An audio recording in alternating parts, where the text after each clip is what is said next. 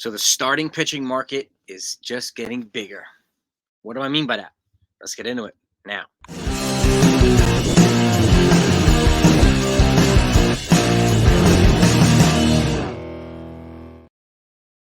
Morning, everybody. Hope you're doing well. So what do I mean by the starting pitching market has gotten bigger? Well, a couple of guys have just been added to it.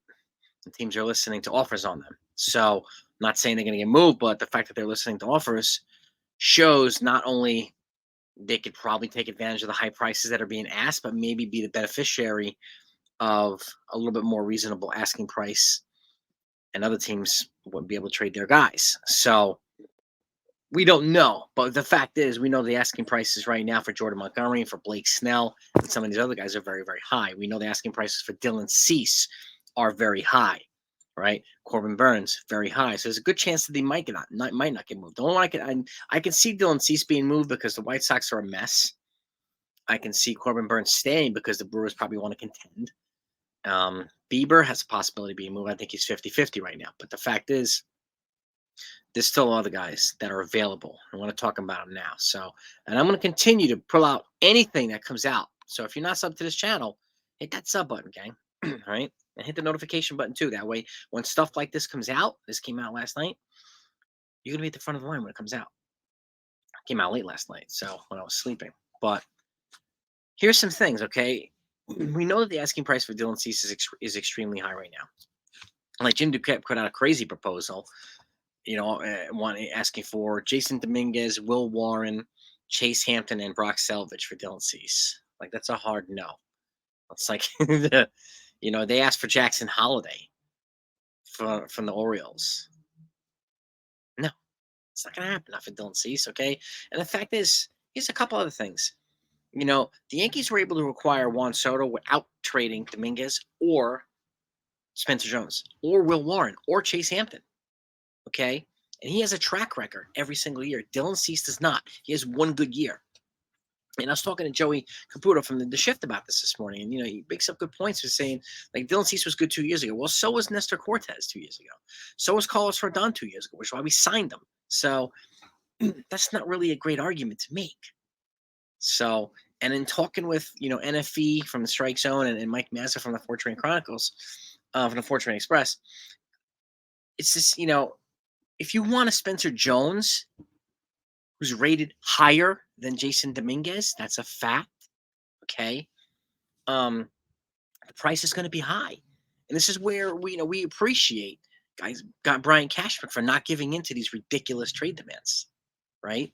Yeah, it will probably cost a combination of maybe Jason Dominguez, maybe Everson Pereira, maybe Oswald Peraza, maybe all three, maybe a Yoendris Gomez, who just received his fourth option, okay, which gives the Yankees more flexibility either to keep him and use him in rotation or in a bullpen or option him up and down, or as a potential more versatile trade piece now.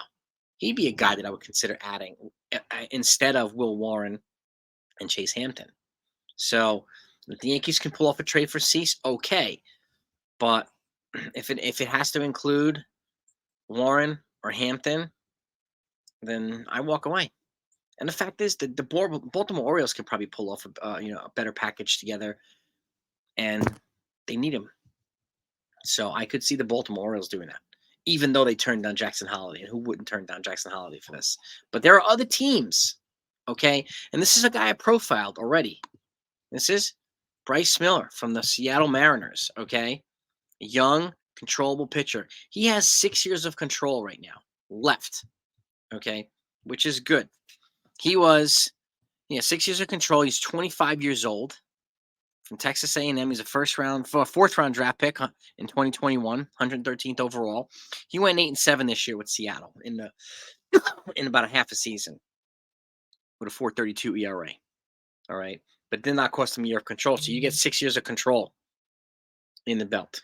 Okay, next up you have Tarek Skubal. And we talked about him a while back, too, from the Detroit Tigers. He's 27 years old. He's got 3 years left of control. All arbitration years yet to be started before free agency, okay? This dynamic lefty. He went 7-3 this past year with a 2.80 ERA. He's got a career 3.87 ERA. He had 102 strikeouts and 80 innings pitched. So he's got some talent. And any one of these guys, I think, would be a beneficiary of working with not only Matt Blake, but a better starting rotation, too. Okay. And lastly, and this is a surprise to me, but Mitch Keller and all these teams, the Pirates are listening to offers on Keller, the Mariners on Miller, the Tigers on Scoopel. So now, obviously, Keller comes with another teammate, David Bednar, who we'd love to acquire in a package, but that would cost a ransom. But Keller's got 2 more years of control as well. He's 27 years old. Okay, he's not a free agent until 2026. Got 2 more ARB years. Okay, and he's a solid pitcher too. He went 13-9 with a 4.21 ERA with 210 strikeouts this past year and a 1.25 WHIP. So these guys are now being listened on offers by their teams. So if a Cease doesn't work out, if a Burns doesn't work out, if a Marlins pitcher trade doesn't work out, or Luzardo, I should say, because the asking price of Luzardo seems to be a heck of a lot higher than it is for the other Marlins pitchers. Okay, and these guys are worth taking a look at. Okay, they really, really, really are. And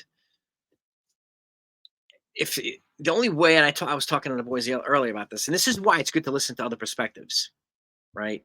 And I learn from these guys, and hopefully they learn from me too, because not everybody's going to agree with everything you say.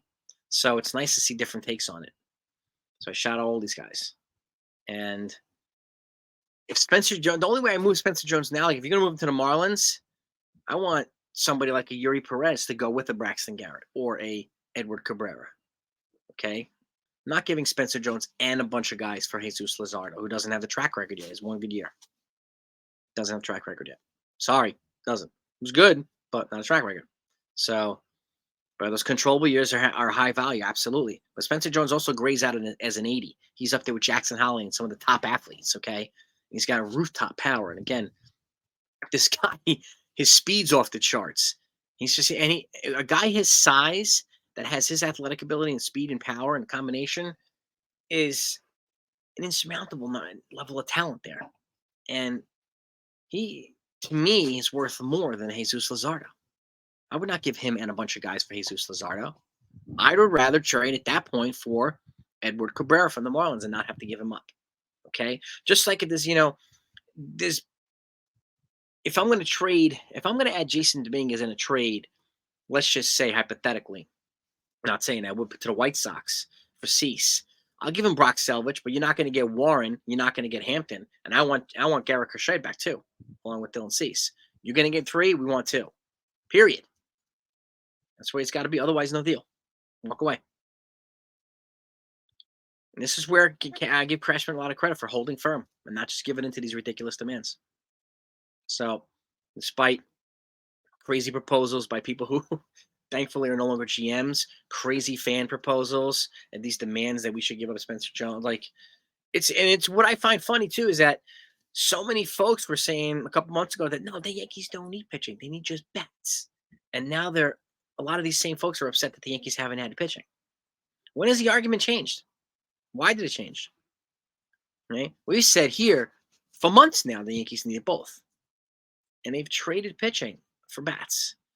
Now it could be time to trade bats for pitching to replenish what they've done. They've gotten incrementally better. They added 2 players yesterday, added another potential starter / reliever, another outfielder. And these guys could also be additional pieces for trades. We just don't know yet. All right. Because the fact is the Yankees will be adding starting pitching. They know they need to. We know they need to. Probably 2 of them. Maybe 1 signing, 1 in free agency. I mean, one trade. But the Jordan Montgomery price has to come down. I mean, they're asking. Apparently he wants more than Aaron Nola got from the Phillies, which was $172 million. Apparently Blake Snell's looking for $200 million. Okay, and Scott Boras, you're gonna have to wait for the prices to go down. Boras, it looks like he has a limited market, and he's of course going to try to get the Yankees involved because it drives up the price. And this could be a reason why we heard a lot of Blake Snell stuff yesterday. He represents him. That's why we're hearing a lot of Montgomery's trying to get the tie in the Rangers there, right? He's trying to get multiple teams involved to drive up the price to get the prices that he wants for these guys. No surprise at all. So that's just part of the game, part of the business. But you let me know what you think, by the way. Let me know what you think of any of these 3 guys. And I profiled Bryce Miller a couple weeks ago. And, the fact is the Marlins have arms. They need bats. We have that. They have what we need. they line up as a good fit. The Marlins line up for a good fit too.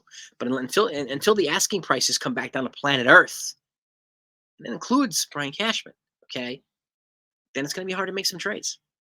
And even free agents, it's going to be hard to make these signings. So, but let me know what your thoughts are, gang. Let's get into it. Peace.